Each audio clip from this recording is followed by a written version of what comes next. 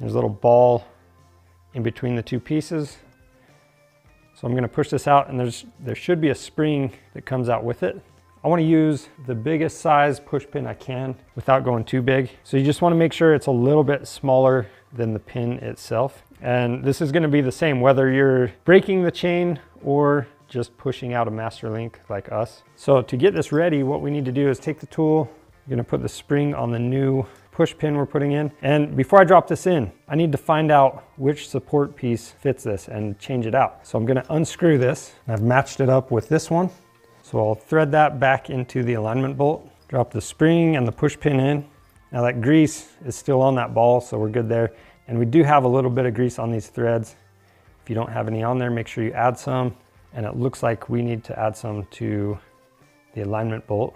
So we'll go ahead and do that. And then as I install this, I just want to make sure you can see the push pin poking out as I thread it in. I want to make sure that the pin is tucked up a little bit in there. And I'm going to add my grease to these threads. What I need to do now is set the tool over the master link pins. So this back side is hollow, and we're going to set that over the back side of the pin and then tighten down the alignment bolt, or just snug it up against the other pin. And then from here, what we're going to do is tighten down the push bolt. I'm going to hold the tool and use a 14mm wrench to press that pin through. That just popped. We'll just move the tool to the bottom, back the push bolt out, as well as the alignment one. Get that lined up again, and press the other pin through.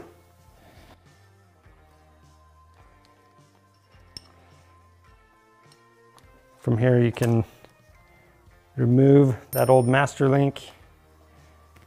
And on this one, I'm taking these old O-rings or X-rings off. So on this one, you can see it's a little rusty and there's a little bit of wear. So really I should be replacing this chain, but we're still going to show you how to finish the job. So we'll just get it done here.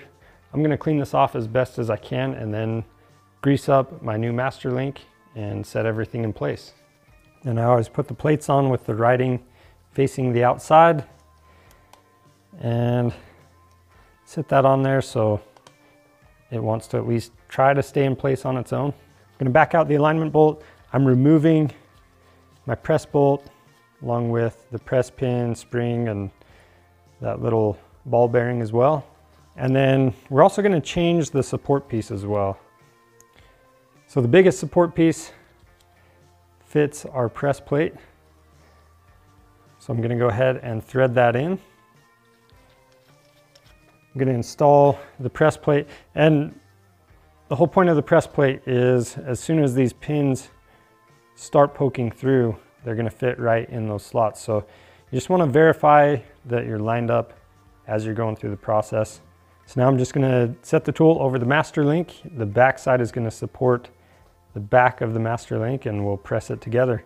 And as you're pressing down, you just want to make sure that you want to squeeze it to about the same width as all the other links.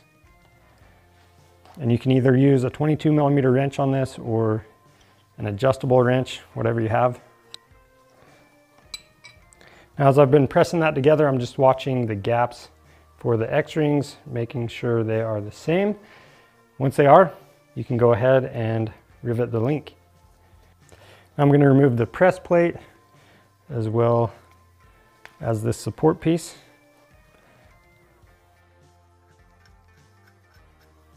Now on the back side, we've got this anvil. Slide that in there. Then we've got our riveter.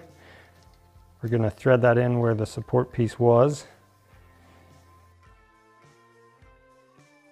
Now we just need to flare the pins of the master link out. You don't want to go crazy with this. You just want to make sure they're flared enough that this link is not going to come off. So I'm going to set the tool on here. Anvil's on the back, riveter on the front, and I'm going to tighten it down just a little bit. I'm going to back that off. You can see we have a definite flare on there. You don't want to go too crazy with it though, like I mentioned.